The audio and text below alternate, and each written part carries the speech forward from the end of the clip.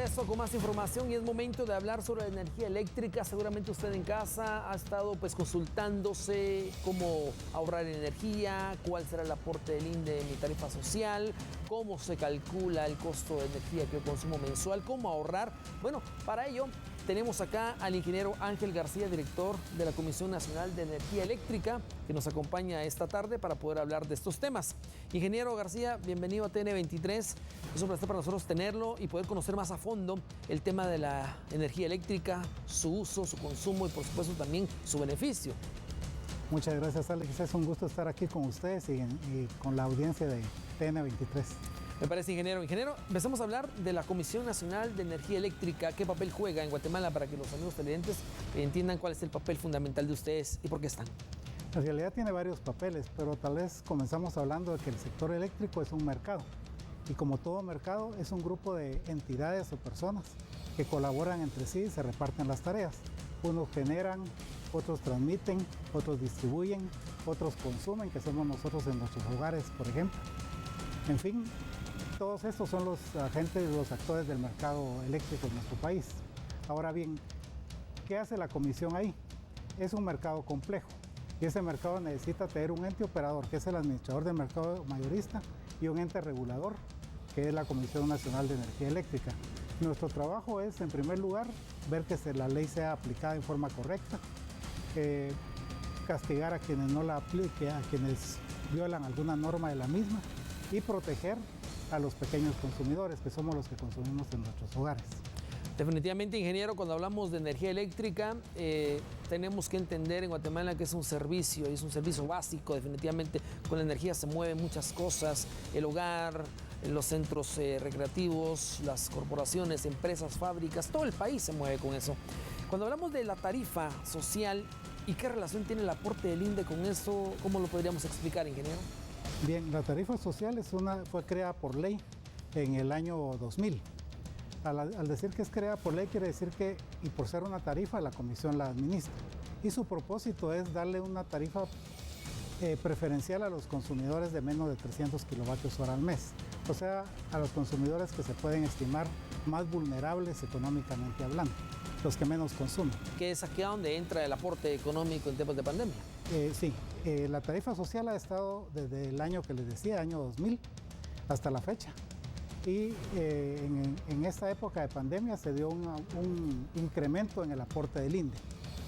Ese incremento estuvo en los meses de mayo, junio, julio, agosto y ahora en septiembre, que ya la pandemia empezó a ceder afortunadamente, el aporte se va a disminuir. Antes el aporte del INDE estaba siendo otorgado a todos los consumidores hasta 300 kilovatios hora, o sea, todos los que tenían tarifa social en su casa, al mismo tiempo disfrutaban del aporte. Exacto. En este caso va a ser hasta 125 el aporte del INDE, pero la tarifa social continúa, como la ley lo dice, hasta 300 kilovatios hora. Y es que a eso vamos, ingeniero, cómo explicarle a la gente el beneficio que tiene la tarifa social, cómo mantenernos en la tarifa social, ¿verdad? La mayoría de guatemaltecos ya se acostumbró a esto y, como usted dice, tiene una creación ya de casi 20 años. Así es. Bueno, hablando de esto, ¿cuáles serían los rangos de consumo que hay en beneficio del aporte del INDE para los guatemaltecos, para que ellos se vayan ya catalogando en esta clase de rangos? Los que quedaron en este momento son de 1 a 60 kilovatios hora y de 61 a 125. Esos son los que están en este momento. Esos son los rangos. Y algunos pueden cambiar de acuerdo al mismo consumo. Si no, es que se pasa el mismo guatemalteco o se mantiene siempre en la tarifa. No, depende del consumo del mes. El consumo del mes lo pone en un rango, se puede salir de un mes a otro o regresar al siguiente mes. ¿Por qué no, entre paréntesis, ahora que se dio el caso de la pandemia, hubo mucha queja porque mucha gente, al estar en su casa, empezó a consumir más. Entonces se salió y perdió el subsidio que tenía. Pero la gente se acostumbró rápidamente.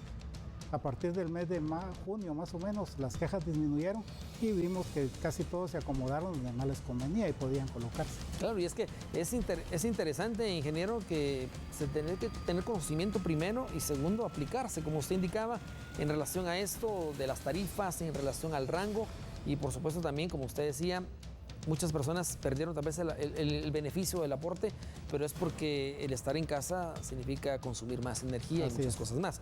Ingeniero, ¿cómo se maneja, en este caso, el ahorro en la casa? Es decir, ¿cómo decirle al guatemalteco que tenga un ahorro para poder tener la tarifa social y cuente con un ahorro de energía para que los guatemaltecos nunca nos quedemos sin energía eléctrica?